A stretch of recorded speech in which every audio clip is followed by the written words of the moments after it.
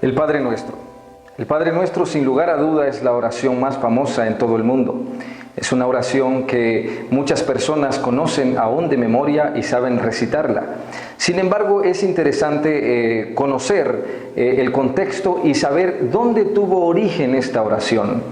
Vayamos al libro de Lucas, capítulo 11, versículo 1. La palabra de Dios enseña que mientras los discípulos observan al Señor Jesucristo orar, le hacen una petición. Y dice, aconteció que estaba Jesús orando en un lugar, y cuando terminó, uno de sus discípulos le dijo, Señor, enséñanos a orar como también Juan enseñó a sus discípulos.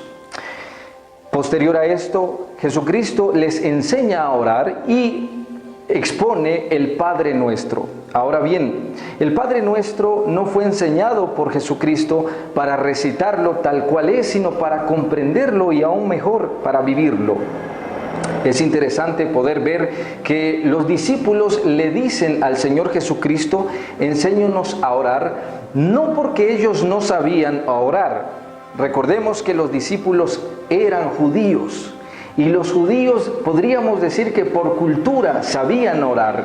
Ellos sabían perfectamente cómo orar, pero cuando ellos le dicen a Jesucristo, enséñanos a orar, están reconociendo a Jesucristo como el Maestro. Nuevamente leemos, aconteció que estaba Jesús orando en un lugar y cuando terminó uno de sus discípulos le dijo, Señor, enséñanos a orar, como también Juan enseñó a sus discípulos.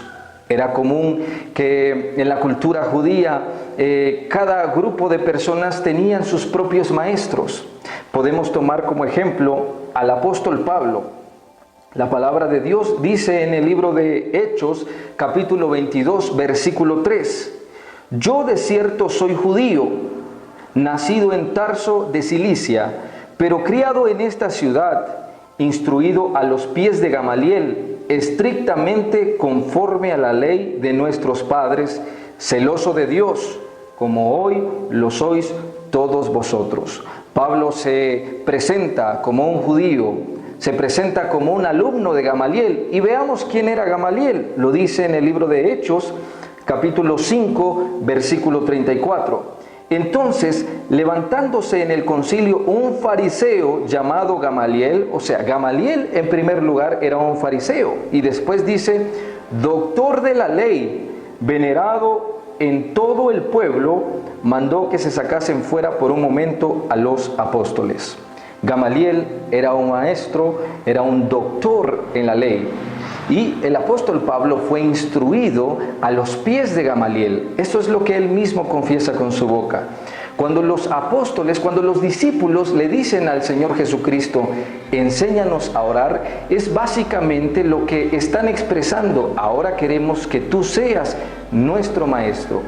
Qué interesante poder analizar y poder pensar en este día que todos nosotros o aquellos que nos consideremos seguidores y creyentes en Jesucristo, en primer lugar debemos de reconocerlo como nuestro Señor.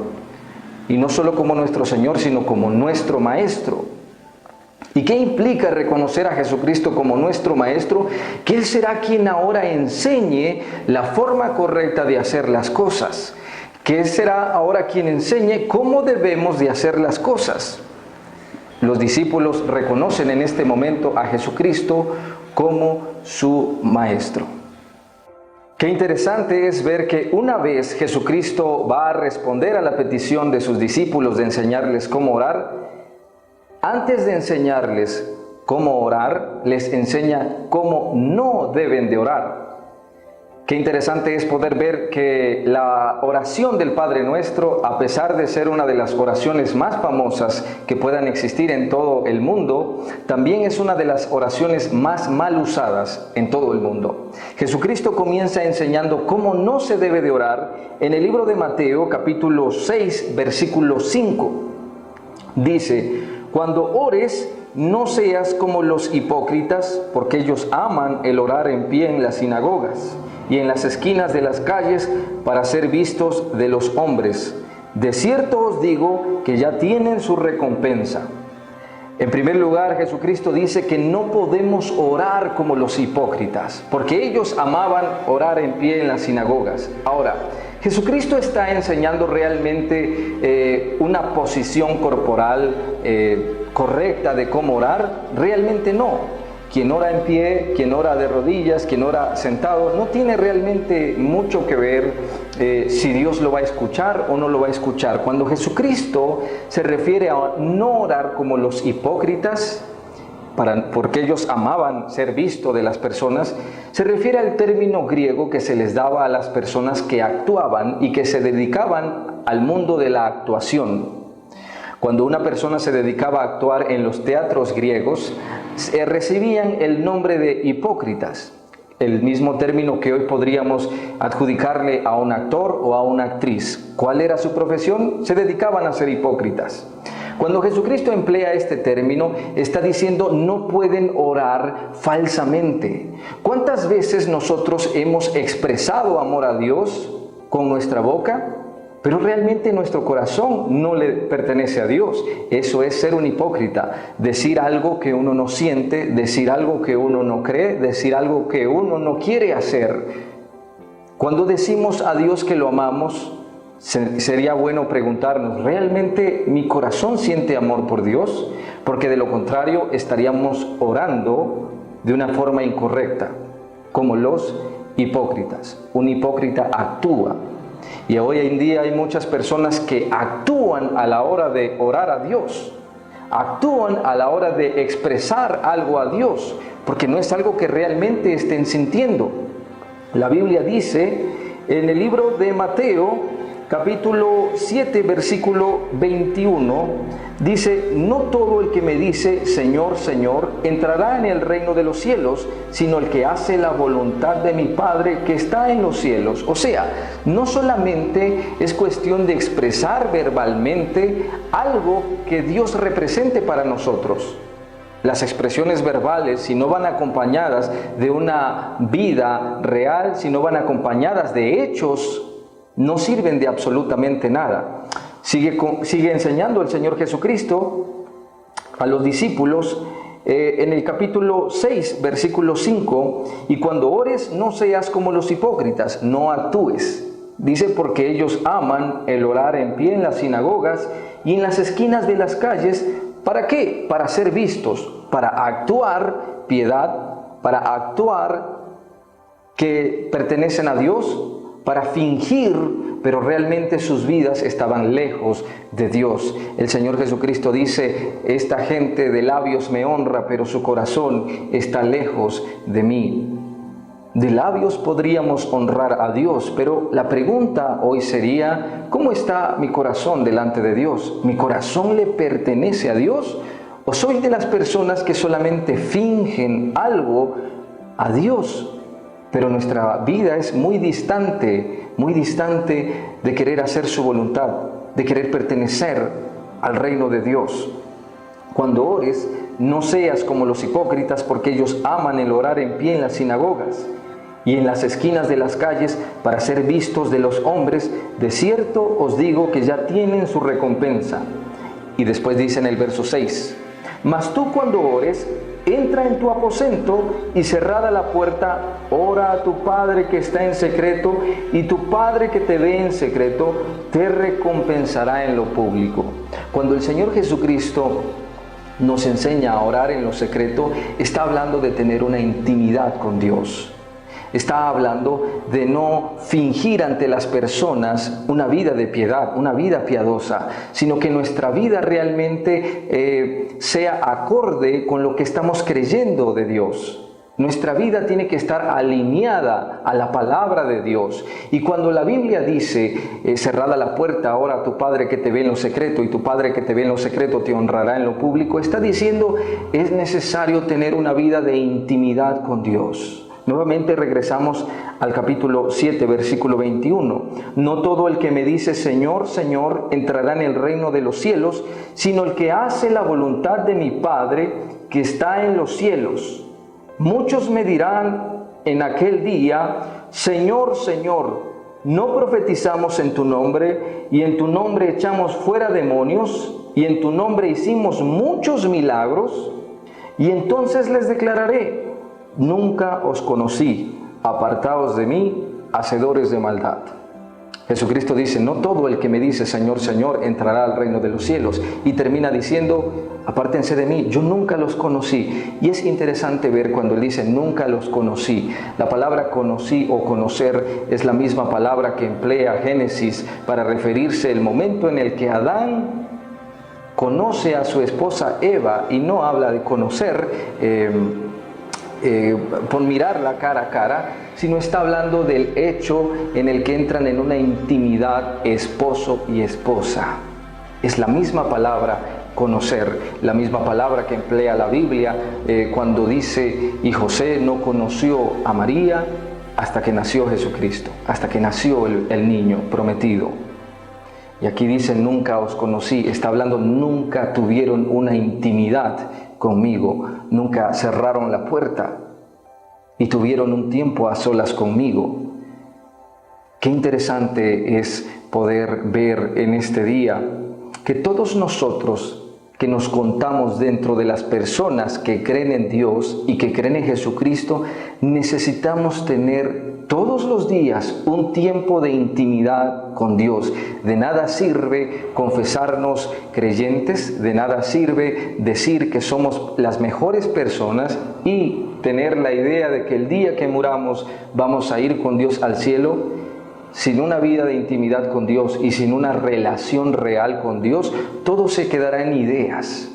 Pero la Biblia dice todo lo contrario. Estos hombres que le decían Señor, Señor a Jesucristo, no solamente le decían Señor, Señor a Jesucristo, dice la palabra de Dios que también predicaban el Evangelio, y dice la palabra de Dios que no solo predicaban, se manifestaban milagros y se movían en dones proféticos.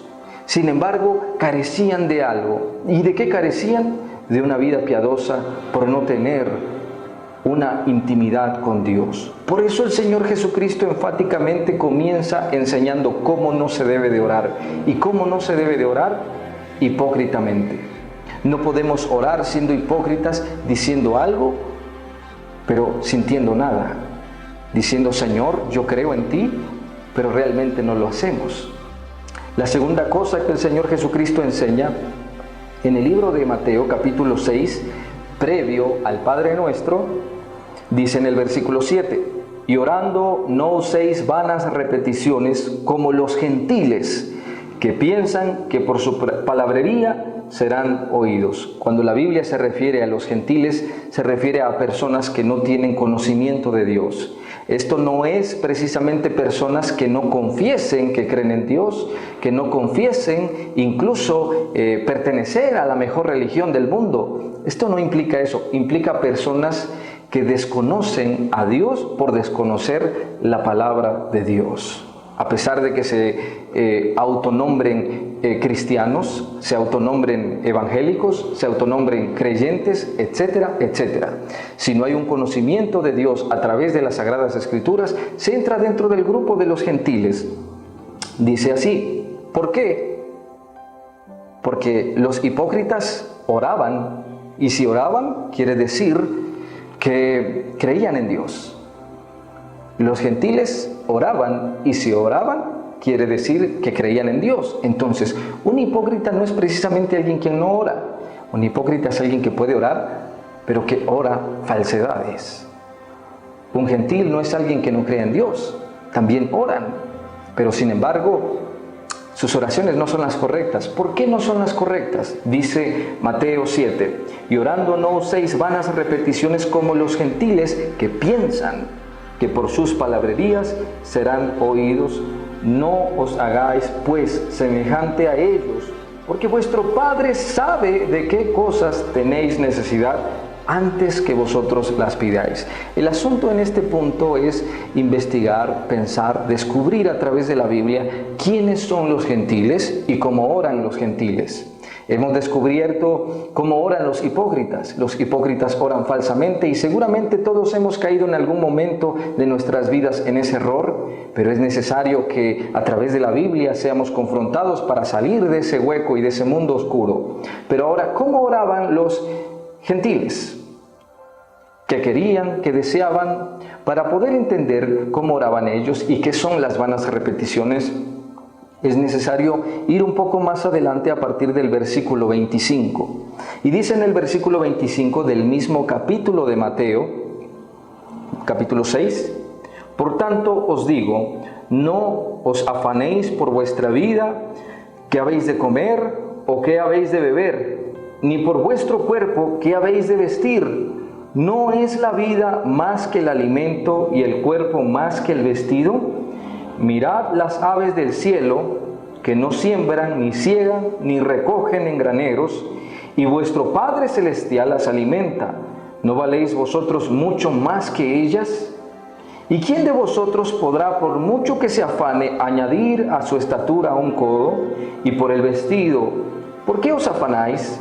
Considerad los lirios del campo, como no crecen, ni trabajan, ni hilan. Pero os digo que ni aun Salomón, con toda su gloria, se vistió así como uno de ellos. Y si la hierba del campo, que hoy es y mañana se echa en el horno, Dios la viste así, ¿no hará mucho más a vosotros, hombres de poca fe? No os afanéis, pues, diciendo, ¿qué comeremos, o qué beberemos, o qué vestiremos? Porque los gentiles buscan todas estas cosas. Aquí aparecen. Los gentiles buscan todas estas cosas, pero vuestro Padre Celestial sabe que tenéis necesidad de todas estas cosas. Mas buscad primeramente el reino de Dios y su justicia, y todas estas cosas os serán añadidas. Aquí aparecen los gentiles. ¿Qué buscan los gentiles de acuerdo a las Sagradas Escrituras? Satisfacer todas sus necesidades sin tener la necesidad primordial, que es buscar el reino de Dios y su justicia. Hoy por hoy, cuando pensamos en el Padre Nuestro, todas las personas lo sabemos, o por así decirlo, casi todas las personas conocemos de memoria el Padre Nuestro. Y muchas personas se dan a la tarea de recitarlo para cumplir una penitencia, de recitarlo para que Dios haga algo a su favor. La pregunta sería, ¿a la de cuántas veces repetir el Padre Nuestro Dios nos va a contestar? Comienza diciendo en el versículo 7 del capítulo 6, no 6, vanas repeticiones. ¿Cuáles eran estas vanas repeticiones de los gentiles? Pedirle a Dios siempre y todo el tiempo las mismas cosas, que son para satisfacer sus necesidades, pero nunca orar, Señor, ¿y cuál es tu voluntad? Por eso en una sección del Padre Nuestro dice, mas hágase tu voluntad en la tierra como se hace en el cielo. Jesucristo enseña por muchos lados a hacer la voluntad de Dios. Cuando Jesucristo está orando en el huerto del Getsemaní, Padre, si fuese posible, pasa de mí esta copa, pero no se haga mi voluntad, sino que se haga la tuya. Jesucristo nos enseña por todos lados a obedecer a Dios, a hacer la voluntad de Dios. Sin embargo, comienza enseñando cómo no se debe de orar. Y dice, no oréis como los gentiles. Hoy en día, en nuestra cultura, específicamente hablando de la nuestra, en nuestra cultura mexicana, las personas, o más bien nuestro país, es uno de los países más religiosos en todo el continente. Y todas las personas tienen, por así decirlo, creencias en Dios, con excepciones de algunas otras que no. Pero es bien interesante ver que casi en todos los niveles sociales existe la religiosidad. Uno puede entrar en este país a un hospital y entonces encontrará oraciones escritas en la pared, imágenes religiosas. Podrá entrar a una gasolinera y verá entonces también imágenes religiosas, etcétera, etcétera. Pero ¿en qué están enfocadas todas estas oraciones? Hay muchas personas que incluso traen oraciones dentro de su cartera y veremos que todas ellas están enfocadas a pedir que Dios haga lo que nosotros queremos y muy pocas que nosotros hagamos lo que Dios demanda de nosotros. Existe la oración del chofer, del estudiante, la oración de la mujer embarazada, la oración del esposo, la oración de la esposa, la oración para que llueva, la oración para que salga el sol, la oración para que germine la tierra, etcétera, etcétera, etcétera. Y todas estas oraciones van enfocadas a que Dios cumpla nuestra voluntad, pero ¿cuáles son las oraciones que van enfocadas a que nosotros cumplamos la voluntad de Dios? Esta es la segunda cosa que Dios enseña a no hacer. Orar como los gentiles que piden solamente para sus necesidades, pero se olvidan que es necesario hacer la voluntad de Dios antes que cualquier otra cosa. Por eso el Señor Jesucristo dice: orando no uséis vanas repeticiones como los gentiles, que piensan que por su palabrería serán oídos. ¿Cuáles eran estas palabrerías? Señor, dame, Señor, yo quiero que hagas lo que yo quiero que me ayudes en mi proyecto, yo quiero que me ayudes en mi vida, yo quiero que me ayudes en mi familia. Y con esto no estoy diciendo que nosotros no debamos pedir ayuda a Dios, que nosotros no debamos pedir nada a Dios. Claro que la Biblia también enseña a pedir a Dios, a pedir ayuda a Dios. Él es nuestro ayudador, Él es nuestro socorro, Él es nuestro castillo, Él es nuestro escudo. Pero antes que eso, es necesario buscar el reino de Dios y su justicia. Y dice: no os hagáis pues semejantes a ellos, porque vuestro Padre sabe de qué cosas tenéis necesidad antes que vosotros las pidáis. Es decir, Jesucristo está diciendo: debes de confiar en Dios. Si conocemos a Dios, sabremos que Dios es fiel. Conocer, recordemos que es intimar con Dios.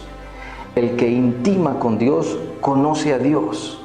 Y si conocemos a Dios, sabemos que Él es fiel. Y si sabemos que Él es fiel, sabemos que Él promete y que Él cumple. No solamente que promete y no cumple, sino que promete y cumple. El que conoce a Dios tiene el poder de creer lo que Él promete en la palabra. Así que para recapitular el Padre Nuestro, y comenzando por la forma en la que el Señor Jesucristo nos enseña cómo no debemos de orar, podríamos recordar que en primer lugar están los hipócritas. No podemos orar como los hipócritas, diciendo algo que no sintamos, actuando, siendo actores delante de Dios, ni tampoco podemos orar como aquellos que no conocen a Dios, que solo oran por sus propios intereses, pero ellos no quieren tener un compromiso con Dios. Ellos no quieren comprometerse. Hay muchas personas que dicen: es mejor no conocer la palabra de Dios, es mejor no conocer la Biblia, porque eso trae compromisos y yo no quiero ningún tipo de compromisos. De cualquier forma, ninguna de estas oraciones son las que Dios responderá ni las que Dios escuchará. A pesar de todo eso, en la Biblia hay varios ejemplos de oraciones que Dios sí respondió y no fueron oraciones hechas a la voluntad de Dios. Por ejemplo, cuando vemos al pueblo de Israel pedir un rey a Dios para que sean igual que todas las naciones. Es una oración que Dios responde, pero esta oración no era la voluntad de Dios. Y entonces Dios les da un rey como el resto de las naciones. ¿Quién fue ese rey? Ese rey fue el rey Saúl. ¿Y cuál fue la historia del pueblo de Israel? Les fue en extremo mal. Una oración fuera de la voluntad de Dios no significa que no tendrá respuesta. Significa que los resultados serán devastadores. Así que orar conforme a la voluntad de Dios es lo mejor que podemos hacer. En esta serie del Padre Nuestro les invito a no perderse los siguientes capítulos. Que Dios les bendiga y que Dios les guarde.